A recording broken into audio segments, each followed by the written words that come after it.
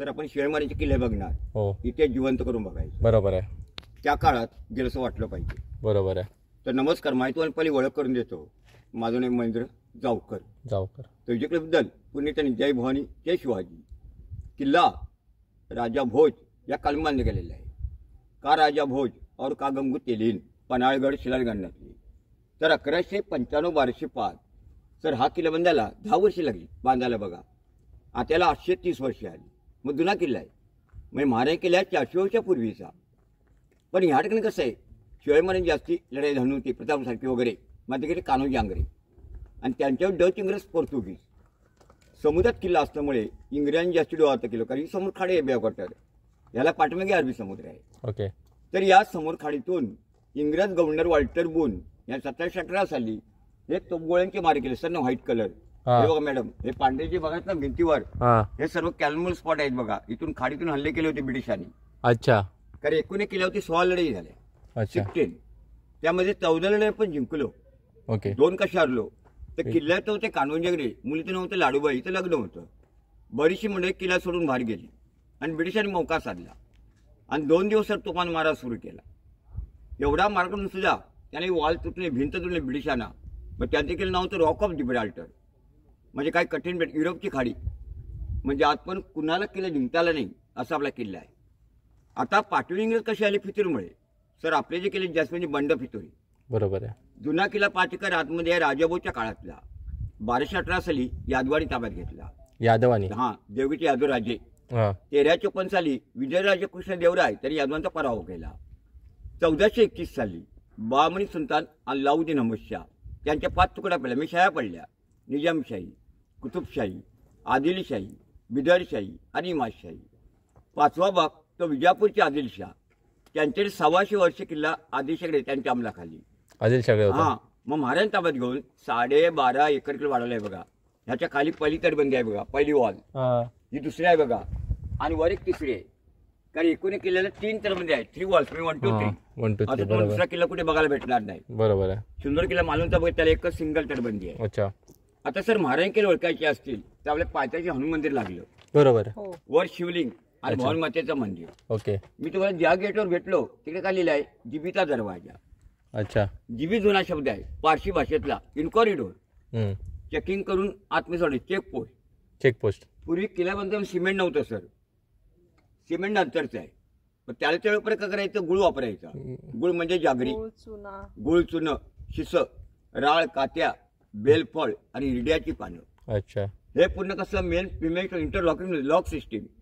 वरती जे वळ आहे सर, ह्याला जंगी म्हणतात, गन पॉईंट. अच्छा. हा, बंदुकाचा मारा की धनुष्यन मारायचा. शत्रुपलीकडनं खालून बघू शकत नाही, वरून आपले मावळे बरोबर टिकू शकतात. बरोबर. आता काही जण प्रश्न पडतो की एवढ्या किल्ला दगड उचलला कसा असेल. हा पूर्ण नॅचरल दगड आहे, जांभा दगड. हे बेट होतं आयलंड, त्यावर बांधकाम केलेलं आहे.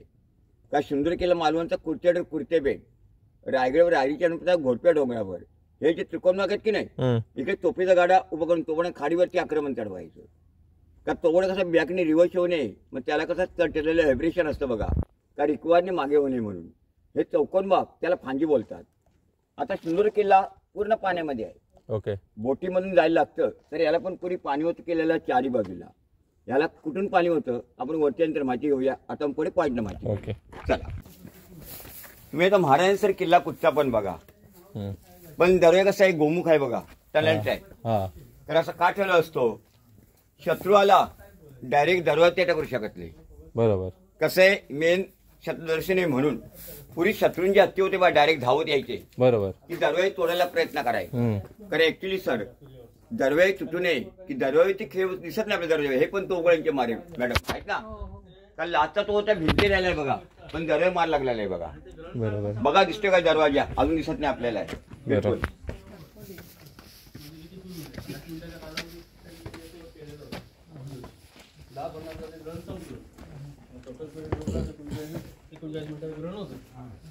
तिथनं ज्यावेळी त्यांनी तो टेलिस्कोप लावला त्यावेळेस ग्रहणाच्या वेळेस स्थिती अशी होती की सूर्य बंद, 6 वाजले की दरवाजा बंद. का तुम्हाला रायगडमध्ये हिरकणबूर दूध विकणारी गवळण जी आपल्या बाळासाठी तरबंदीचा असा दरवाजा असायचा. समजा सर, हा दरवाजाकडनं पूर्ण बसला की नाही तो उद्या छोटा ओपन असायचा. त्याला दिंडी म्हणतात बघा. ओके. आता सर हत्ती धडक देऊ नये म्हणून खेळ बसतो टोकं दिलेले आहेत बघा. कारण हत्तीने टक्कर मारली मस्ता खेळ लागायला पाहिजे. ही वरती जी मारते नगारखाना आहे सर, मोठा एक ढोल नगारा वाजवायला. अच्छा. मग समजा शत्रूने जर अचानक हल्ला केला सैनिकांना सावध करायचं आणि 2 साला देवड्या सिक्युरिटी चौकशी करून आत्मे सोडायचं. इन्क्वायरी थोडक्यात. बरोबर. आता पण 3 तोपची माहिती वेळेसमोर. बरोबर.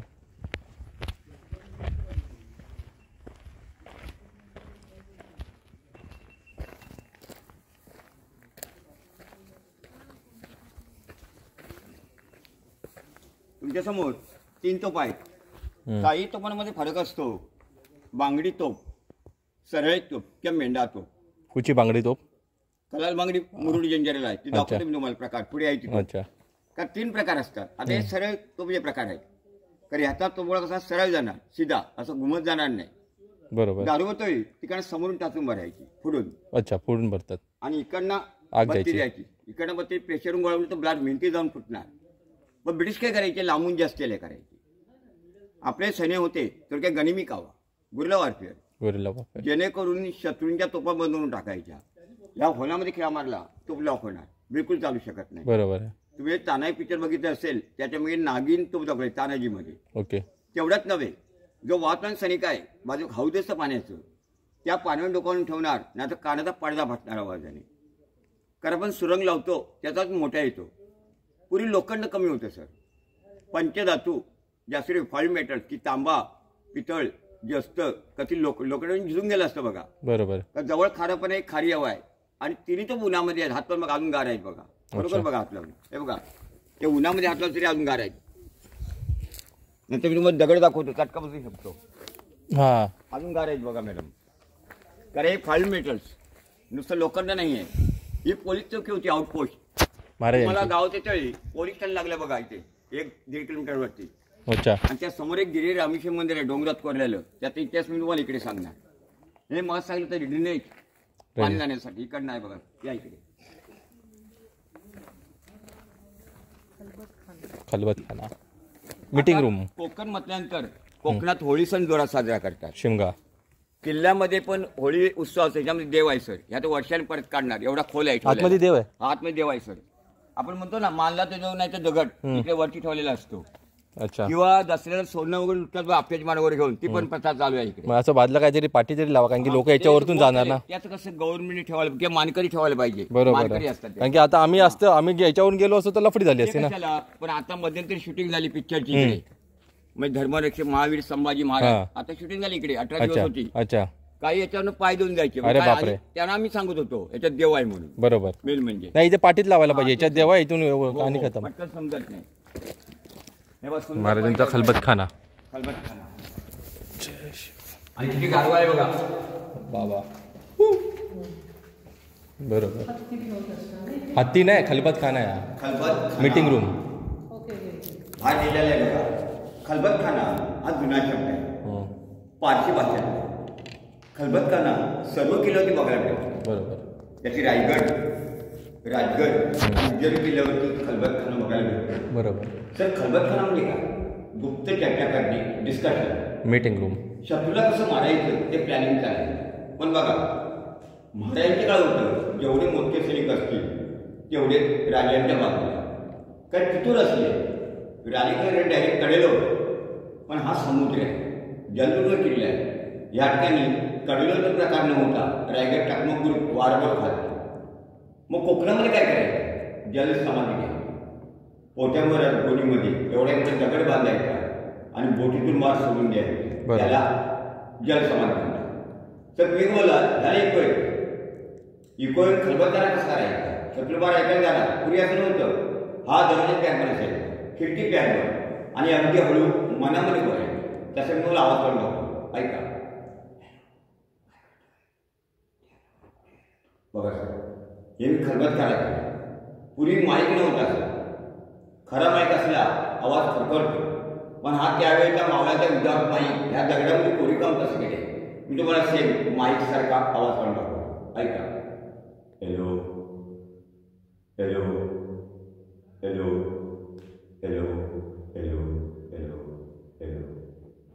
ओम ओम गोलघुमर तशाची उंच आहे बघा. कारण वरून तसं निमुळत आहे त्यामुळे आवाज चांगला येतो. बाहेर काही नाही तुम्हाला. बरोबर. कमीत कमी 17 मीटर 2 पॉईंटला येतो 55 फुटावर कुठेतरी इको येऊ शकत नाही. या ते डाव्या साईडला माडबन जैतापूर सध्या अणुविचार प्रकल्प असतोय तो तिकडे ना. हो नानारच्या नंतर जैतापूरच. आणि हा नाणार गाव इकडे रिपाईनचा भाग. अच्छा हा इकडे बारसू. हा समुद्र हे राजापूर वगैरे आहे इकडे. बरोबर. दांडा पंगेरा अंसुरा वगैरे इकडे आलं बघा. शिरसाबादा वगैरे. पण सर ही खाडी भयंकर मोठी आहे. ही वाघुटण खाडी खारे पटणकडील गोवा रोड डायरेक्ट पुढे पुढे गेले कोल्हापूरला गेली बघा. ही पुढे हा गगनबावडा नदी त्याला शुक नदी. अच्छा म्हणजे भुईबावडा वगैरे असं पाणी गेलंय बघा आतमध्ये. ओके. ऍक्च्युअली वाटतं समुद्र नाही समुद्र खाडी आहे. पहिली तटबंदी इथून दिसतात बघा. ती पहिली तटबंदी. बरोबर. ही दुसरी आणि तिसरी. किती हाईटवर आलो बघा आपण. बरोबर. हे पूर्ण वैशिष्ट्यावर आहे आरमार बघण्यासाठी देखरेख तेणी बुरुज. याला प्रोटेक्शन वॉल म्हणतात. तिलखत मजबूती ते 3 तटबंद्या. बरोबर. अशी तुम्हाला दुसऱ्या किल्ल्यात 3 तटबंद्या बघायला भेटत नाही. मेन म्हणजे आता पण जर इकडची माहिती जरा इकडे घेऊया आधी. येस. इकडे सावली आहे. हे शिवलिंगाची माहिती मी तुम्हाला देतो. बरोबर. महाराज ते बोलले ना मला बोललो होतो हनुमान आणि शिवलिंग. शिवाय मारी किल्ले ओळखायचे असतील तर आपल्या पायथ्याशी हनुमान मंदिर लागलं. हे शिवलिंग आंग्रेकालीन आहे. आतमध्ये भानुमातेचं मंदिर. आपण तिकडे जाणार. पूर्वी किल्ल्यावरती सर 4 सदर सर कोण कमांडर. एक म्हणजे कान्होजी आंग्रे, संभाजी आंग्रे, तुळाजी आंग्रे. शेवटचे आपल्या गावातले धुळप सरदार होते. त्यांच्या गावामध्ये वाडा आहे. सर आंग्रे हे शिवभक्त होते. ते तर कुणकेश्वर मंदिर पाहिलं असेल. कुणकेश्वर मंदिर म्हणजे कोकणची काशी आहे. तीर्थरूप क्षेत्र.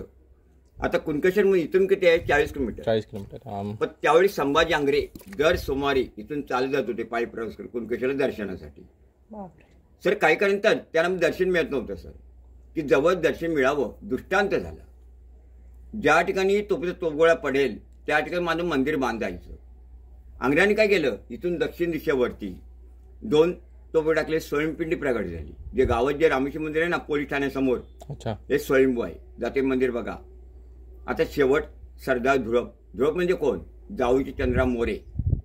पण काय म्हणत सर मोरे फितूर होते. जावळीचे मोरे फितूर होते. महाराजांच्याकडे होता. बरोबर. पण इकडे त्यांनी चांगलं काम केलं. ते म्हणजे कुठलं तर रत्नागिरीमध्ये रत्नागिरीला रत्नदुर्ग.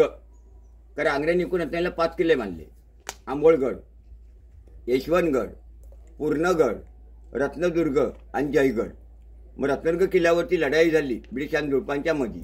ब्रिटिशांनी कोण धुळप सरदार यांची लढाई झाली होती. धुळपाने काय केलं एक जहाज तुटून आणलं होतं त्यांचं ब्रिटिशांचं म्हणजे सीप. जहाज नव्हतं संतान जहाज. त्या जहाजावरती घंटा या रामेश्वर मंदिर बांधलेलं आहे बघा.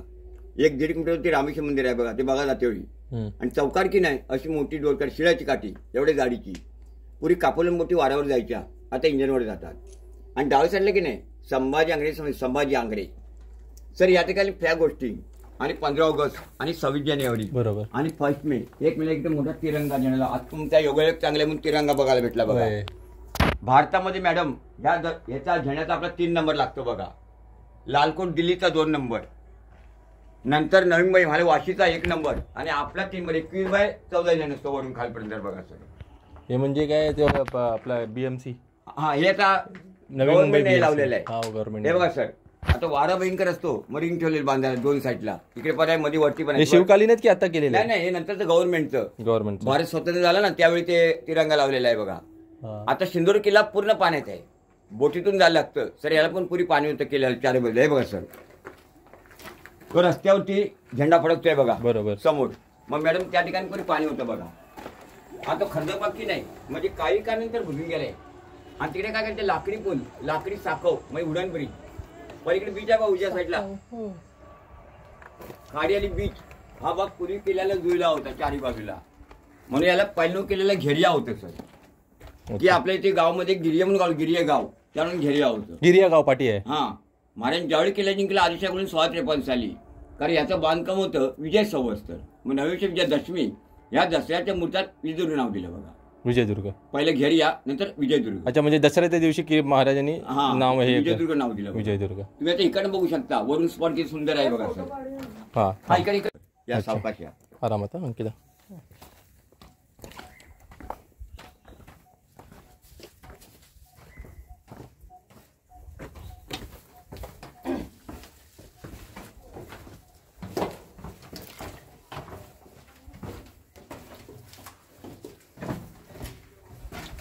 हे व्हेंटिलेशन हवा येण्यासाठी. हां आताचे आर्किटेक्ट आणि पूर्वीचे आर्किटेक्ट किती फरक आहे बघा.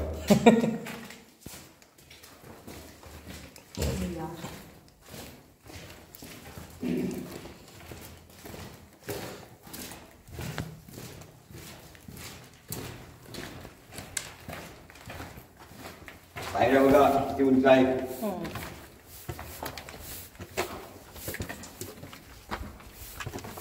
हे डोक्याला लागणार.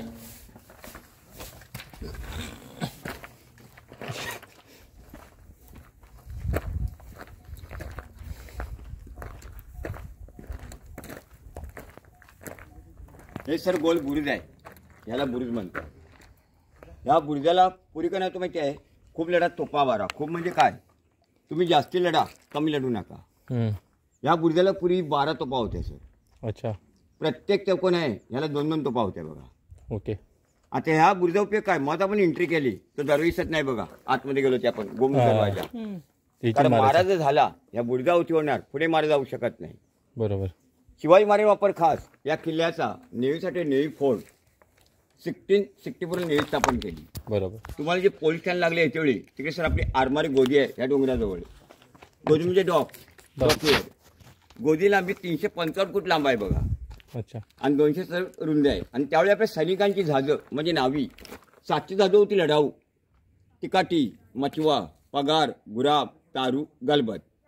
आता नारायणपाल म्हणून जहाज होतं, एका बोटीवर 60 तोफा होत्या, 60 तोफ. अच्छा. किल्ल्याभोवती 100 बोटी सज्ज असायची. अच्छा. सर एक खाडी आहे, पाठी अरबी समुद्र आहे. बरोबर. मग तिकडनं ब्रिटिश येणार, आपले सैनिक काय करायचं, लपून बसायचं. ब्रिटिशांनी पुढे जायला द्यायचं आणि पाठीवरून घेरा आणायचा. म्हणून तो इंग्रज घेराला घेरिया हे जंगी खालून आपल्याला काहीच दिसलं नव्हतं बा सर. हा गन पॉईंट बा डायरेक्ट गेटवर आहे, इथून बघा. बरोबर. या होलातून हां नेम चुकणार नाही बघा. आणि एकामध्ये 4 अँगल आहेत सर, 4 आहेत.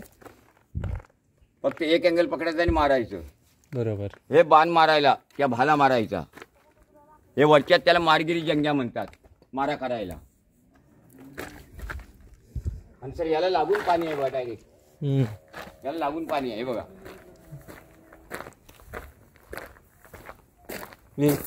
हुशार. डायरेक्ट पाणी आहे बघा. आणि पाणी किती क्लीन आहे बघा, काचीसारखं एकदम. ते फिश जातं, फिश ते बघ मासे, हे बघ पाय बरोबर. ग्रुप आहे बघा, खायचे मासे आहेत ते. अच्छा, खायचे मासे आहेत. हा. आता दुसरा जो मार्ग आहे सर, तर डायरेक्ट खाली पाण्यापर्यंत गेलेला आहे, भुयारी मार्ग, रसद नेण्यासाठी. बोटीतून माल तो सप्लाय करायचा, खाण्यापिणे. हा रसद. बघा सर, मग तोप तापली नव्हती, आता हे दगडात हात ठेवून बघा, थोडं तापलाय, दगड तापल्यात बघा. ते बघा भुयारी मार्ग. हा, तो मगाचा डायरेक्ट पाण्यात रसद नेण्यासाठी.